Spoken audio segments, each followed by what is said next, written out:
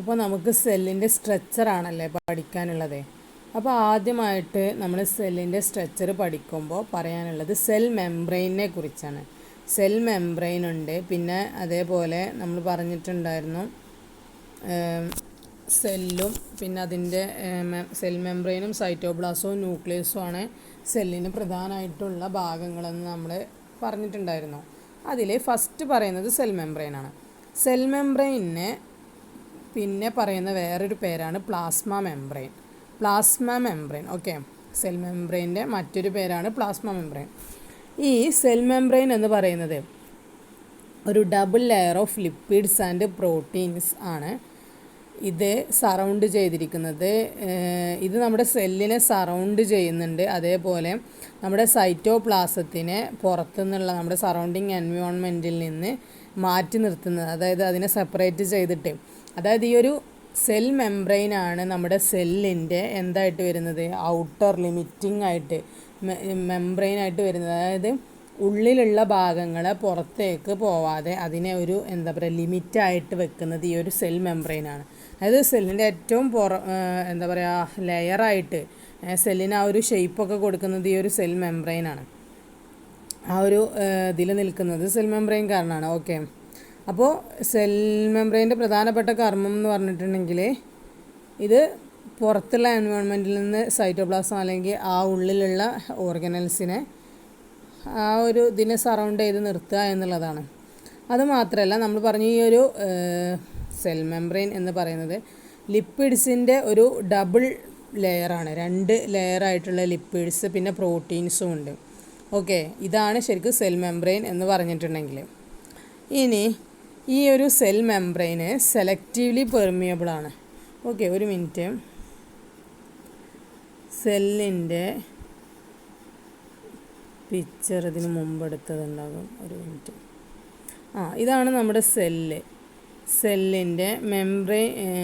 Cell membrane എന്ന് പറയുന്നത് അതിൽ പ്ലാസ്മ മെംബ്രെയിൻ എന്ന് മാർക്ക് ചെയ്തിട്ടുണ്ട്. ഓക്കെ, ഇത് ക്ലിയർ അല്ലേ? ഇനി നിങ്ങൾക്കത് കൺഫ്യൂഷൻ വരാൻ പാടില്ല. ഇനി ഇതിനുള്ളിലുള്ള ഭാഗങ്ങളെ അതിൻ്റെ ഇതായിട്ട് തന്നെ നിർത്തുന്നുണ്ട്. ഇതെന്ന് പറഞ്ഞു കഴിഞ്ഞാൽ അത്രമാത്രം മൈന്യൂട്ടായിട്ടുള്ള കാര്യങ്ങളാണ്. സെല്ലെന്ന് പറഞ്ഞാൽ തന്നെ അത്രയ്ക്കും മൈന്യൂട്ടാണ്. പിന്നെ അതിനുള്ളിലുള്ള ഭാഗങ്ങളും അല്ലെങ്കിൽ അതിൻ്റെ കാര്യങ്ങൾ പറയുമ്പോൾ അത്രയും ഇതാണ്. അപ്പോൾ ഈ ഒരു മൈക്രോസ്കോപ്പൊക്കെ വന്നതിന് ശേഷമാണ് ഈ ഒരു ലെയറിനെ കുറിച്ചും കാര്യങ്ങളൊക്കെ നമ്മൾ പഠിക്കുന്നത് കേട്ടോ. അപ്പോൾ പറഞ്ഞു വന്നത് ഇതാണ്. അപ്പോൾ അതിൽ ഈ ഒരു പ്ലാസ്മ മെംബ്രെയിൻ സെലക്റ്റീവ്ലി പെർമിയബിൾ ആണ്. സെലക്റ്റീവ്ലി പെർമിയബിൾ എന്ന് പറയുമ്പോൾ ചില കാര്യങ്ങളെ മാത്രം കടത്തി വിടുകയുള്ളൂ, ചില കാര്യങ്ങളെ കടത്തി വിടൂല. പെർമിയബിലിറ്റി എന്ന് പറഞ്ഞാൽ അതാണല്ലോ, സെലക്റ്റീവാണ്. ചിലതിനെ മാത്രമേ കടത്തി വിടുള്ളൂ. അതുകൊണ്ട് തന്നെ അതിന് ഇതെന്ന് പറഞ്ഞു കഴിഞ്ഞാൽ ചില മോളിക്യൂൾസിനെ അതിനെ ഉള്ളിലേക്ക് കടക്കാൻ അതേപോലെ പുറത്തേക്ക് വിടാനും അതിന് എന്തുണ്ട് കൺട്രോൾ ചെയ്യാൻ കഴിയും. അതേപോലെ തന്നെ ഈ ഒരു പ്ലാസ്മ മെംബ്രെയിനെ ഉള്ളിലേക്ക് കടക്കുന്ന സബ്സ്റ്റൻസിൻ്റെ എമൗണ്ടിനെയും ഉള്ളിലേക്കും പുറത്തേക്കും പോകുന്ന സബ്സ്റ്റൻസുകളുടെ എമൗണ്ടിനെയും കൺട്രോൾ ചെയ്യാൻ കഴിയും. എത്രമാത്രം മോളിക്യൂൾസ് ഉള്ളിലേക്ക് പോകണം അല്ലെങ്കിൽ പുറത്തേക്ക് പോകണം എന്നൊക്കെ തീരുമാനിക്കാനും ഈ ഒരു സെൽ മെംബ്രെയിന് കഴിയും. ഓക്കെ, ഇതാണ് സെൽ മെംബ്രെയിൻ്റെ ഉള്ളിലുള്ള എന്താ പറയുക കുറച്ചും കൂടെ ഡീപ്പായിട്ടുള്ള പിക്ചർ എന്ന് പറഞ്ഞു കഴിഞ്ഞിട്ടുണ്ടെങ്കിൽ അത് നമുക്ക് പറയാം. അപ്പോൾ ജസ്റ്റ് ഒന്ന് പറയുകയാണെന്നുണ്ടെങ്കിൽ 2 ലിപ്പിഡ് ഡബിൾ ലെയർ ഉണ്ട്, പിന്നെ അതിൽ പ്രോട്ടീൻസും ഉണ്ട്, പിന്നെ ഇതുകൊണ്ടുള്ളൊരു ഔട്ടർ ലിമിറ്റിംഗ് ആയിട്ട് എന്താ പറയുക പുറത്തേക്ക് വിടാതെ ആ ഒരു ഇത് സെല്ലിന് കൊടുക്കുന്നത് സെൽ മെംബ്രെയിനാണ്. പിന്നെ സെലക്റ്റീവ്ലി പെർമിയബിൾ ആണ്. ഇത്രയും കാര്യം. ഈ സെലക്റ്റീവ്ലി പെർമിയബിലിറ്റി എന്ന് പറയുന്നത് എമൗണ്ടിനെയും കൂടെ കൺട്രോൾ ചെയ്യാൻ കഴിയും. ഇത്രയും കാര്യങ്ങളാണ് പറഞ്ഞത്. ഓക്കെ, ഇനി ഈ ഒരു സെൽ മെംബ്രെയിൻ്റെ ഡിസ്കവറി എന്ന് പറയുന്നത് 19th സെഞ്ച്വറിയിലാണ്. സയൻറ്റിസ്റ്റുകൾ ഒരുപാട് models cell membrane different models കൊണ്ടുവന്നിട്ടുണ്ട്. ഇത് കൊണ്ടുവന്നത് സെൽ മെംബ്രെയിനെ കണ്ടുപിടിച്ചത് 19th സെഞ്ച്വറിയിലാണ്. അതിൽ 1895 ഏണസ്റ്റ് ഓവർട്ടൺ ഒരു സെൽ മെംബ്രെയിനെ പ്രപ്പോസ് ചെയ്ത്. അതെന്ന് പറഞ്ഞു കഴിഞ്ഞിട്ടുണ്ടെങ്കിൽ അതിൽ അദ്ദേഹം പറഞ്ഞത് എന്താ വെച്ചാൽ ഈ സെൽ മെംബ്രെയിൻസ് ഉണ്ടാക്കിയിട്ടുള്ളത് ലിപ്പിഡ്സ് കൊണ്ടാണ് എന്ന് ആദ്യമായിട്ട് പറഞ്ഞു. Okay, Ernest Overton 1895. Okay, lipids കൊണ്ടാണ്. അതിനുശേഷം 1925 ഗോർട്ടൽ ആൻഡ് ഗ്രൻഡൽ ഒരു ലിപ്പിഡ് ബൈലെയർ ഹൈപ്പോത്തസിസ് കൊണ്ടുവന്നു. Lipid bilayer hypothesis. ഓക്കെ, ഇതാ ഒരു ഹിസ്റ്ററിയാണ്. ജസ്റ്റ് നിങ്ങൾ എന്താണ് ആരാണ് എന്ന് മാത്രം പഠിച്ചാൽ മതി. അതായത് എങ്ങനെയാണ് ഈ ഒരു സെൽ മെംബ്രെയിൻ്റെ ഇന്ന് കാണുന്ന ആ ഒരു ഫോമിൽ എത്തിയത് എന്നാണ് പറയുന്നത്. ഓക്കെ, ഇനി അതിനുശേഷം 1935 ഡേവ്സൺ ആൻഡ് ഡാനിയലി ഈ ഒരു മെംബ്രെയിൻ സ്ട്രക്ചറിനെ മോഡിഫൈ ചെയ്തു. ഈ ഒരു മോഡലിനെ അവർ മോഡിഫൈ ചെയ്ത മോഡലാണ് പോസിമോളിക്കുലാർ മോഡൽ എന്ന് പറയുന്നത്.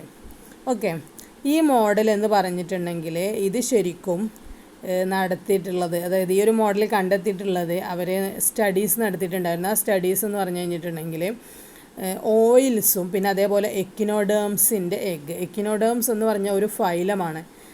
ഫൈലം, ഈ ഒരു ഫൈലത്തിലാണ് നമ്മുടെ മറ്റേ സ്റ്റാർ ഫിഷൊക്കെ വരുന്നത്. എക്കിനോഡേമിലെ അതിൻ്റെ ഈ ഒരു ആ ഒരു ഫൈലത്തിൽ വരുന്ന ഓർഗാനിസത്തിൻ്റെ എഗ്സ് വെച്ചിട്ട് അതിൻ്റെ എഗ്സും പിന്നെ ഓയിൽസും അതിൻ്റെ സർഫസ് ടെൻഷൻ എന്ന് പറഞ്ഞാൽ എന്താ അതിന് പറയുക, പ്രതല, ഇപ്പോൾ മലയാളം പറയുകയാണെന്നുണ്ടെങ്കിൽ അതായത് ആ ഒരു സർഫസിൽ വരുന്ന ടെൻഷൻ, നമ്മൾ സർഫസ് ടെൻഷൻ എന്ന് പറഞ്ഞിട്ട് വെള്ളത്തിൻ്റെ മുകളിലൊക്കെ ഉണ്ടാവുമല്ലോ, അതിനിപ്പം കെമിസ്ട്രിയിൽ ഇപ്പോൾ എന്താ പറയുകയെന്ന് എനിക്ക് ഓർമ്മ കിട്ടണില്ല. അതായത് നമ്മളൊരു വെള്ളത്തിൻ്റെ മുകളിൽ ബ്ലേഡ് വെച്ചിട്ടുണ്ടെങ്കിൽ ആ ഒരു ബ്ലേഡ് അവിടെ കറക്റ്റായിട്ട് നിൽക്കുന്നുണ്ടല്ലോ, അത് ആ ഒരു സർഫസ് ടെൻഷൻ കൊണ്ടാണ്, താഴേക്കുള്ള ആ ഒരു ഇതുകൊണ്ടാണ്. അപ്പോൾ നമ്മൾ പറയാറുണ്ട്, അതിപ്പോൾ നമുക്കത് പറയണ്ട. ഇപ്പോൾ അത് ജസ്റ്റ് ഒന്ന് പറഞ്ഞു എന്നുള്ളൂ. ആ ഒരു സ്റ്റഡി നടത്തിയ സമയത്ത് ഈ ഒരു സ്റ്റഡി വെച്ചിട്ടാണ് അവരിങ്ങനെ ഒരു മോഡൽ കൊണ്ടുവന്നത് എന്നുള്ളതാണ്. പിന്നെ ആ ഒരു സ്റ്റഡിയിൽ കണ്ടതെന്താ വെച്ചാൽ സർഫസ് ടെൻഷൻ്റെ വാല്യൂസ് നമ്മൾ വിചാരിച്ചതിനേക്കാളും ഓയിലും വാട്ടറും കൂടെ വരുന്ന ഇൻ്റർഫേസിൻ്റെ സർഫസ് ടെൻഷൻ വാല്യൂ നമ്മൾ വിചാരിച്ചതിനേക്കാളും കുറവായിരുന്നു. ഓക്കെ, അതേപോലെ അത് അസ്യൂം ചെയ്തത് എന്താണെന്ന് വെച്ചാൽ ചില സബ്സ്റ്റൻസുകൾ ഈ ഒരു ഇൻ്റർഫേഷ്യൽ ടെൻഷനെ കുറക്കാൻ വേണ്ടിയിട്ട് കാരണമാവുന്നുണ്ട്. ഇൻ്റർഫേഷ്യൽ ടെൻഷൻ സർഫസ് ഓഫ് സെൽ, അതായത് സെല്ലിൻ്റെ ഈ ഒരു ഇൻ്റർഫേഷ്യൽ ടെൻഷൻ, അതായത് നമ്മൾ മനസ്സിലാക്കേണ്ടതെന്ന് വെച്ചാൽ നമ്മൾ ഈ ഒരു സെല്ലിൻ്റെ സർഫസ് എന്ന് പറഞ്ഞാൽ ഓയിലായിട്ട്, അതായത് ലിപ്പിഡ് ബൈലെയറാണ്. അപ്പോൾ ആ ഒരു ഓയിലും വാട്ടറും കൂടെ വരുമ്പോൾ ആ ഒരു ഇൻ്റർഫേസ് വരുന്നുണ്ടല്ലോ, അപ്പോൾ അവിടെ എന്ത് വരികയാണ്, സർഫസ് ടെൻഷന് നമ്മൾ വിചാരിച്ച അത്രയും ഇതല്ല എന്നാണ് കണ്ടെത്തിയത്. അതിന് കാരണമാവുന്ന ചില സബ്സ്റ്റൻസുകളും ഉണ്ട് എന്നാണ്. അപ്പോൾ അത് സെല്ലിൽ അങ്ങനെ കാരണമാവുന്നുണ്ട് എന്നൊക്കെയാണ് ഇവർ ഈ ഒരു സ്റ്റഡിയിൽ കണ്ടെത്തിയത്. അപ്പോൾ ആ ഒരു ഇതെന്ന് പറഞ്ഞു കഴിഞ്ഞാൽ അവർ സജസ്റ്റ് ചെയ്തു ഈ ഒരു ലിപ്പിഡ് ബൈലെയറിൻ്റെ ഇടയിൽ ഒരു തിൻ പ്രോട്ടീൻ ലെയേഴ്സും കൂടെ ഉണ്ട്. അപ്പോൾ അതായിരിക്കാം ഇങ്ങനെ ഇത് കുറയാൻ വേണ്ടിയിട്ട് കാരണമാവുന്നത് എന്നുള്ളത്. ഈ ലിപ്പിഡിൻ്റെ 2 ലെയർ ഉണ്ടല്ലോ, അപ്പോൾ അതിൻ്റെ ഇടയിൽ പ്രോട്ടീൻ ലെയറും കൂടെ ഉണ്ട്, തിന്നായിട്ടുള്ള പ്രോട്ടീൻ ലെയർ ഉണ്ട് എന്നാണ് ഈ ഒരു മോഡലിൽ അവർ പറഞ്ഞിട്ടുണ്ടായിരുന്നത്.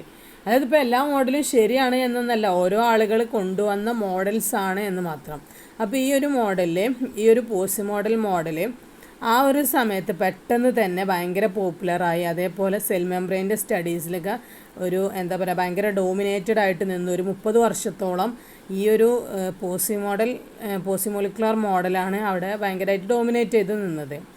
അതിനുശേഷം 1972 ഈ ഒരു മോഡൽ തള്ളപ്പെടുകയാണ്. ഇത് തള്ളപ്പെടുന്നത് fluid mosaic model, Singer and Nicolson കൊണ്ടുവന്ന ഫ്ലൂയിഡ് മൊസൈക്ക് മോഡലാണ് ഈ പോസിമോളിക്കുലാർ മോഡൽസിനെ തള്ളാൻ വേണ്ടിയിട്ട് കാരണമായിട്ടുള്ളത്. ഓക്കെ, ഇതാണ് നമ്മുടെ കറൻറ്റ്ലി ഏറ്റവും ആക്സെപ്റ്റബിൾ ആയിട്ടുള്ള സെൽ മെംബ്രെയിൻ മോഡൽ. ഇപ്പോൾ നമ്മൾ മനസ്സിലാക്കേണ്ട കാര്യം എന്ന് പറഞ്ഞാൽ, ഇപ്പോൾ നമ്മൾ പറയുന്ന ഒരു മോഡൽ എന്ന് പറഞ്ഞു കഴിഞ്ഞാൽ ഈ ഒരു മോഡലാണ്, ഫ്ലൂയിഡ് മൊസൈക്ക് മോഡലാണ്. ഇതിപ്പോൾ കാലങ്ങൾക്ക് ശേഷം നമ്മളൊക്കെ പോയി കഴിഞ്ഞ് കഴിഞ്ഞാലും എന്ത് വരാം, ഇതിൽ മാറ്റങ്ങളൊക്കെ വരാം. കാരണം ഇനിയും ഡെവലപ്മെൻറ്റുകളും കാര്യങ്ങളൊക്കെ വരുമ്പോൾ ചിലപ്പോൾ ഇങ്ങനെ നമ്മൾ പഠിച്ചു വെച്ച ഇതുപോലെയൊന്നും ആയിരിക്കില്ല ചിലപ്പോൾ സെല്ലിൻ്റെ സ്ട്രക്ചർ. അപ്പോൾ വേറെ എന്തെങ്കിലും മാറ്റങ്ങളൊക്കെ ഉണ്ടാവും. നമ്മൾ ഇതെന്ന് പറഞ്ഞു കഴിഞ്ഞാൽ സയൻസാണ്, പല മാറ്റങ്ങളും വരും. അത് നമുക്ക് പറഞ്ഞിട്ട് കാര്യമില്ല. പക്ഷെ നമ്മുടെ സമയത്ത് എന്താണോ ആക്സെപ്റ്റബിൾ ആയിട്ടുള്ളത് അത് നമ്മൾ പഠിക്കുക എന്നുള്ളതാണല്ലോ. അപ്പോൾ ആ ഒരു ലെവലിൽ അപ്പോൾ ഈ ഫ്ലൂയിഡ് മൊസൈക്ക് മോഡലാണ് ഇന്നത്തെ കാലത്ത് നമ്മൾ സെൽ മെംബ്രെയിൻ്റെ മോഡലായിട്ട് പറയുന്നത്, ഏറ്റവും ആക്സെപ്റ്റബിൾ ആയിട്ടുള്ള മോഡൽ. അപ്പോൾ എങ്ങനെയാണ് അത് വന്നത് എന്നുള്ളതാണ്, ഇതിനു മുമ്പ് ഏതൊക്കെയാണ് ഉണ്ടായിരുന്നത് എന്നുമാണ് നമ്മൾ പറഞ്ഞത്. ഓക്കെ, അപ്പം ഫ്ലൂയിഡ് മൊസൈക്ക് മോഡൽ അടുത്തതായിട്ട് പറയാം.